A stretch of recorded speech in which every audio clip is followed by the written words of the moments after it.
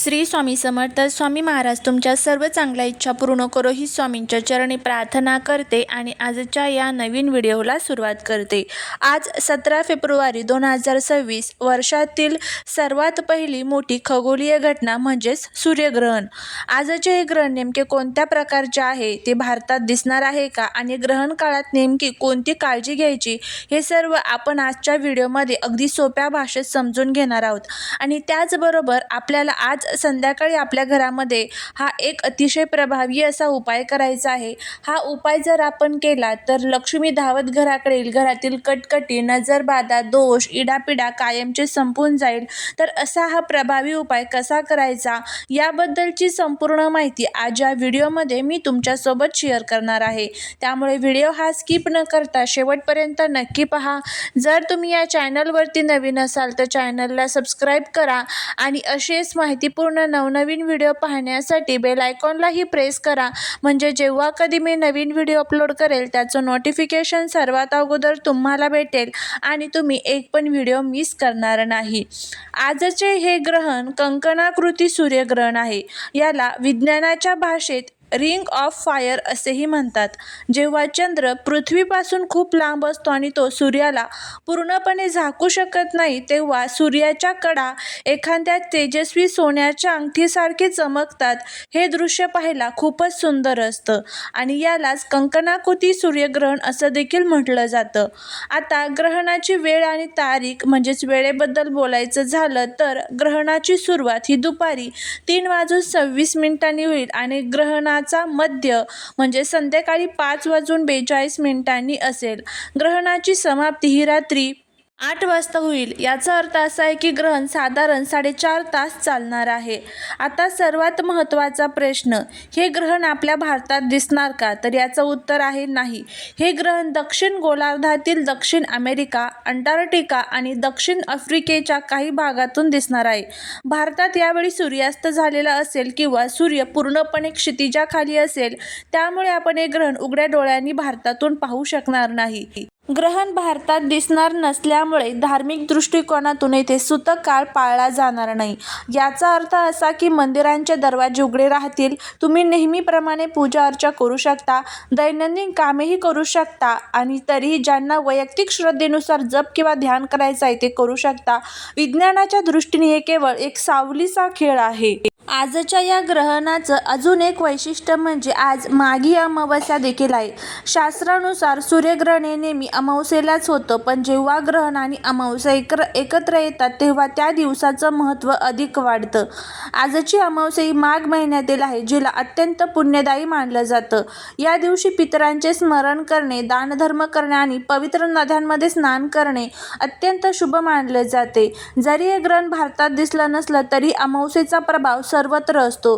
ज्योतिषशास्त्रानुसार आजचा दिवस आध्यात्मिक साधनेसाठी अत्यंत प्रभावी आहे. तर तुम्हाला मानसिक शांती हवी असेल किंवा जीवनातील अडथळे दूर करायचे असतील तर आजचा दिवस नामस्मरणासाठी उत्तम आहे. आजच्या दिवशी गरजू लोकांना अन्न किंवा वस्त्र दान करणे खूप फलदायी मानले जाते. अमावस्या असल्यामुळे आपल्या पूर्वजांचे स्मरण करून त्यांच्या नावाने दीपदान किंवा नैवेद्य दाखवणे शुभ राहील. अमावस्येच्या दिवशी मन थोडे विचलित होऊ शकतं, त्यामुळे आज कोणताही मोठा वादविवाद टाळा आणि संयम राखा. सूर्यग्रहणाच्या काळात गर्भवती महिला, वयोवृद्ध आणि आजारी व्यक्तींसाठी आपल्याकडे अनेक पारंपरिक आणि धार्मिक समजुती पाळल्या जातात. जरी आजचे सूर्यग्रहण हे भारतात दिसणार नसले तरी श्रद्धेनुसार जे लोक नियम पाळू इच्छितात त्यांच्यासाठी काही महत्त्वाच्या टिप्स आहेत. त्यामध्ये ज्या गर्भवती महिला आहेत तर त्यांनी बाहेर जाणे टाळा, कारण ग्रहणाच्या काळात सूर्याची प्रखर किरणे हानिकारक असू शकतात असे मानले जाते. त्यामुळे गर्भवती महिलांनी शक्यतो घराबाहेर पडू नका. त्याचबरोबर धारदार वस्तूंचा वापर टाळा. परंपरेनुसार ग्रहण काळात सुरी, कात्री किंवा सुई धागा यासारख्या धारदार वस्तू वापरू नयेत असे सांगितले जाते. ग्रहण काळात गर्भवती महिलांनी बसून इष्टदेवतांचे जप करा आणि धार्मिक पुस्तकांचे वाचन करा. झोपतानाची काळजी घ्या. ग्रहण काळात झोपण्याऐवजी बसून राहणे किंवा नामस्मरण करणे खूप शुभ मानले जाते. वयोवृद्ध आणि आजारी व्यक्तींसाठी या काळामध्ये खाण्यापिण्याचे नियम आहेत. शास्त्रात ग्रहणात भोजन करणे निषिद्ध मानले जाते, मात्र वयोवृद्ध, लहान मुले आणि आजारी व्यक्तींसाठी हा नियम लागू होत नाही. तुळशीच्या पानांचा वापर करा. जर अन्न आणि पाणी साठवून ठेवलेली असेल तर त्यात तुळशीची पाने टाकावीत. मानसिक शांतता ठेवा. ग्रहणानंतर काय करावे? ग्रहण सुटल्यानंतर रात्री 8 नंतर तुम्हाला दुसऱ्या दिवशी म्हणजेच रात्री 8 नंतर स्नान करायचे आहे. ग्रहणानंतर घर स्वच्छ करून देवघरात दिवा लावावा. अमावस्या आणि ग्रहण यांचा संयोग असल्याने दानधर्म करा. पांढरे अन्न पदार्थ किंवा तीळ दान करणे शुभ असते. आजच्या दिवशी घर पुसताना पाण्यात थोडे खडे मीठ टाका. यामुळे घरातील नकारात्मक ऊर्जा नष्ट होते आणि सकारात्मकता येते. संध्याकाळी घरभर भीमसेनी कापूर जो आहे तर तो जाळा, जेणेकरून आपल्या घरातील वातावरण शुद्ध होते. या दिवशी आज अमावस्या असल्यामुळे संध्याकाळी घराच्या दक्षिण दिशेला एक तिळाच्या तेलाचा दिवा लावा. यामुळे पितरांचा आशीर्वाद मिळतो. शक्य असल्यास आज दुपारी पितरांच्या नावाने काळे तीळ आणि पाणी अर्पण करावेत. आजच्या दिवशी गरजू व्यक्तीला दान करा. अमावस्येला पिंपळाच्या झाडाची सेवा केल्यामुळे सर्व जे काही त्रास आहे आपले तर ते दूर होत असतात. त्याचबरोबर हा एक जो प्रभावी उपाय आहे तर तो देखील आपल्याला करायचा आहे. हा उपाय जर तुम्ही केला तर जीवनातील सर्व दुःख, दोष, अडचणी, संकटे जे आहेत तर ते दूर होताना दिसून येईल. मुलांची, घराची, पतीची प्रगती सुरू होईल. घरातील कटकटी, नजरबाधा, दोष संपेल. लक्ष्मी धावत घराकडे येईल. अखंड लक्ष्मी प्राप्ती होईल.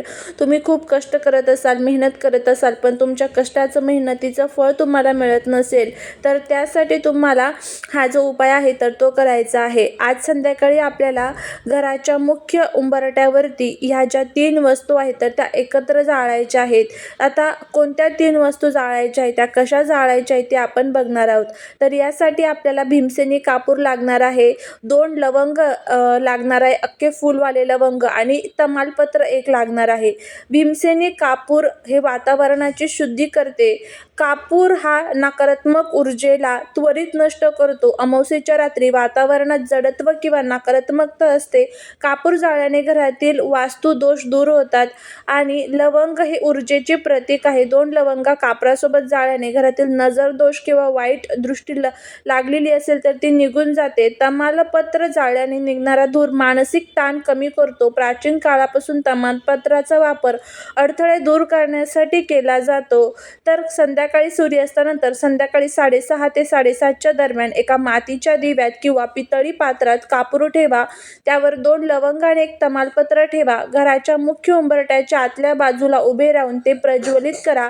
त्याचा धूर संपूर्ण घरात दाखवा आणि शेवटी ते पात्र उंबरठ्याच्या बाहेर डाव्या किंवा उजव्या बाजूला सुरक्षित ठिकाणी ठेवून द्या. हे करत असताना मनात आमच्या घरातील सर्व इडापिडा टळू दे आणि सुख समृद्धी होऊ दे अशी प्रार्थना करा. असा हा प्रभावी उपाय तुम्हाला संध्याकाळी करायचा आहे. संध्याकाळी सांगितल्या पद्धतीने 6:30 ते 7:30 या वेळेमध्ये करू शकता. पण जर तुम्हाला या वेळेमध्ये टाईम नसेल तर मग तुम्ही हा उपाय रात्री 12 वाजेपर्यंत जेव्हा तुम्हाला टाईम भेटेल तेव्हा तुम्ही करू शकता. करून बघा, तुम्हाला याचा खूप चांगला फायदा जो आहे तर तो बघायला मिळेल. श्री स्वामी समर्थ.